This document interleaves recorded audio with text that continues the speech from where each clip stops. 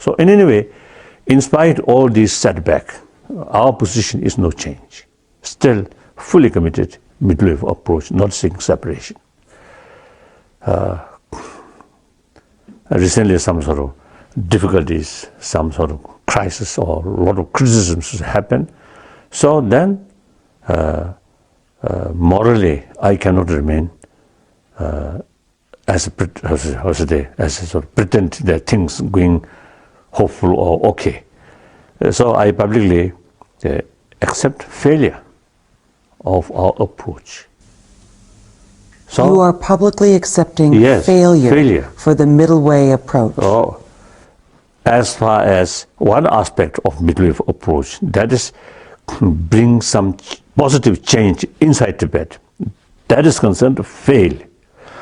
But on the other hand, is our approach brings a lot of sympathy from Chinese public, or at least those Chinese who knows about the reality, very sympathetic, and many of them showing solidarity with us. And then also the outside world, including many government, is fully support our middle way approach. So that is aspect of winning something. But one aspect, that's one very important thing, that's the improve inside Tibet. Now that is concerned to fail. So therefore, I ask people what to do, since this is the people's sort of concern. So finally, people should decide.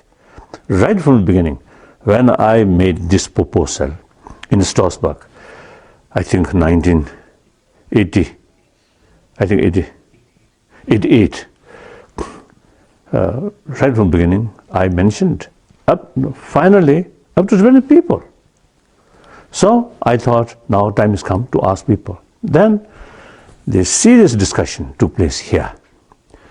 Then about six days serious discussion.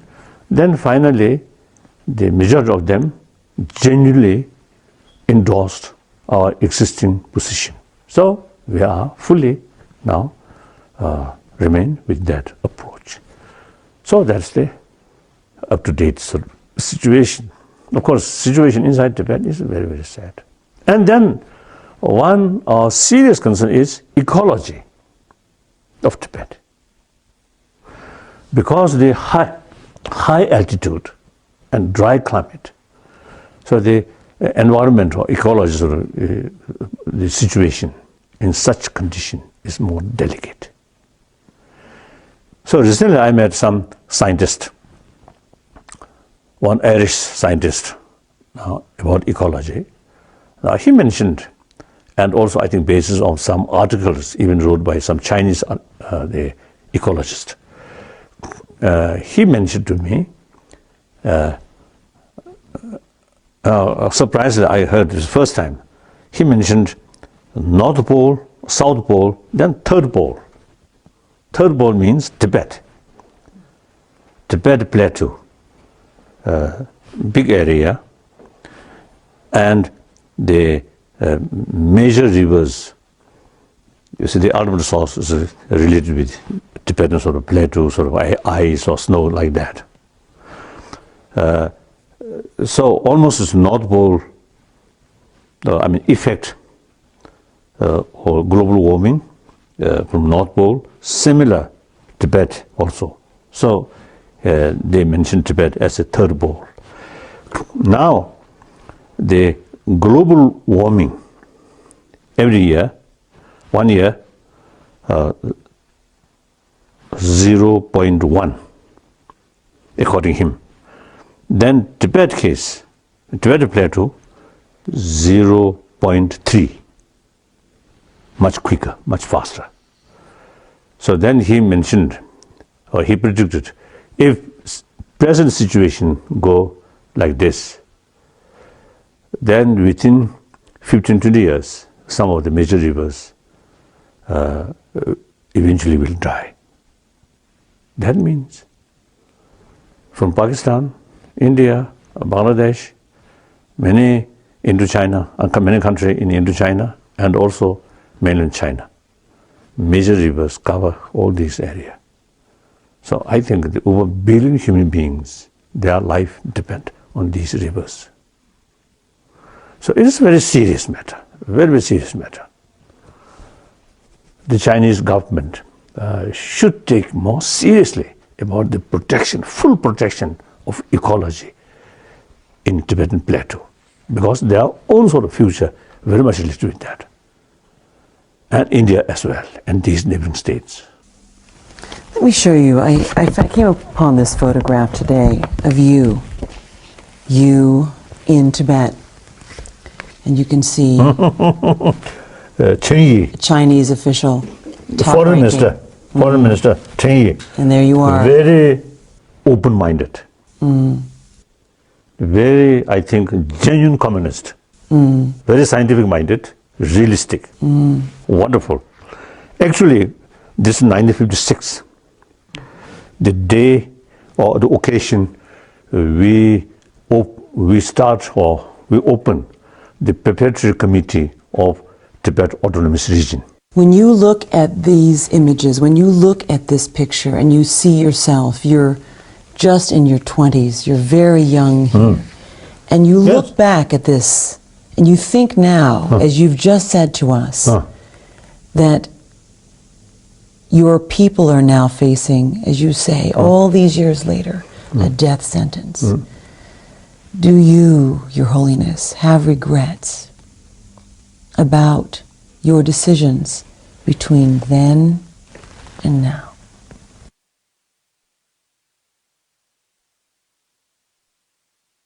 No regret. No regret. But these are the unfortunate things, not due to our mistake. If our mistake, then regret will come. No. I think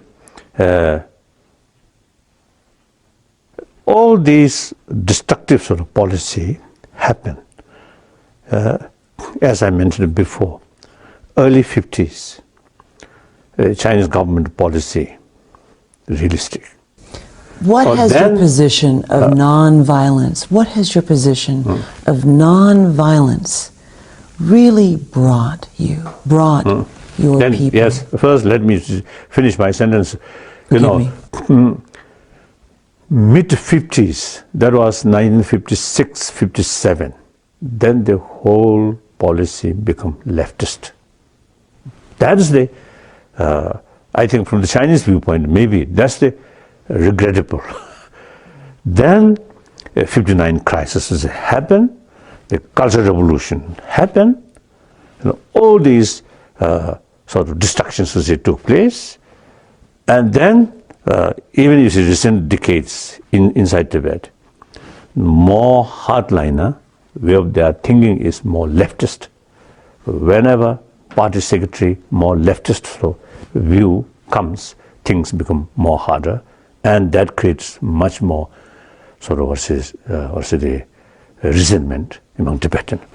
So now, your question about the non-violent principle, about non-violent sort of approach. Through these sort of decades, I feel more confidence.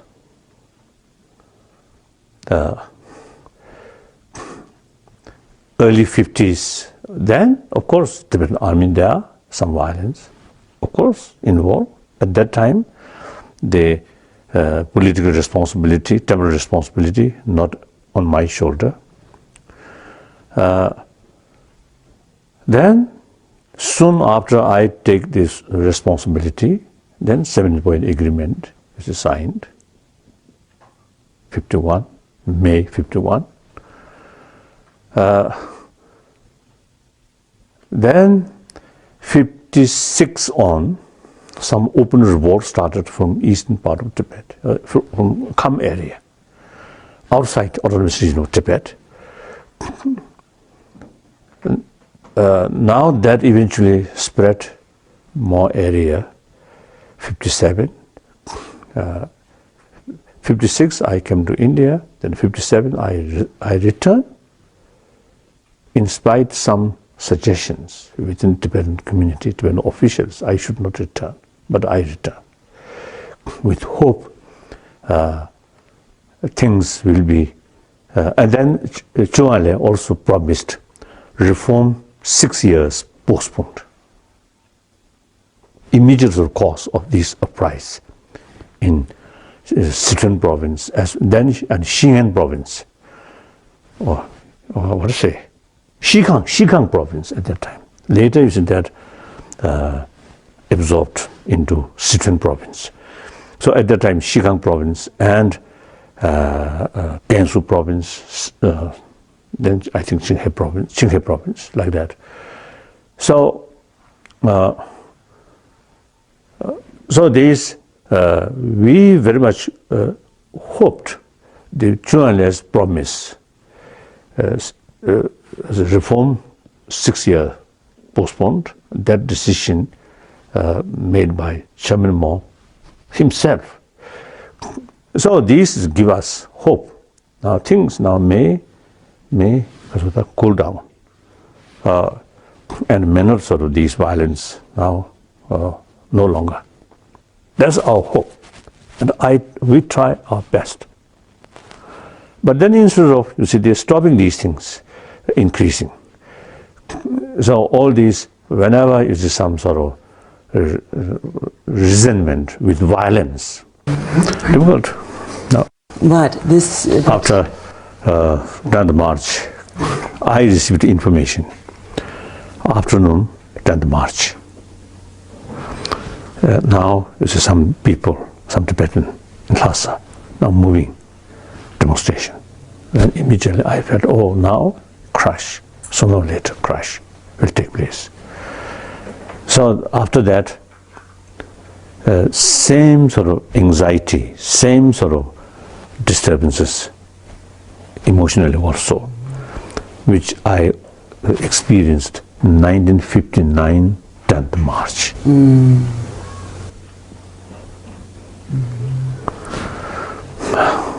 But then fortunately, the one level of emotion, much disturbances, and strong feeling of hopelessness, I can't help. I know suffering, but I can do anything. But the deeper level of my emotion, quite okay, quite peaceful. That's good.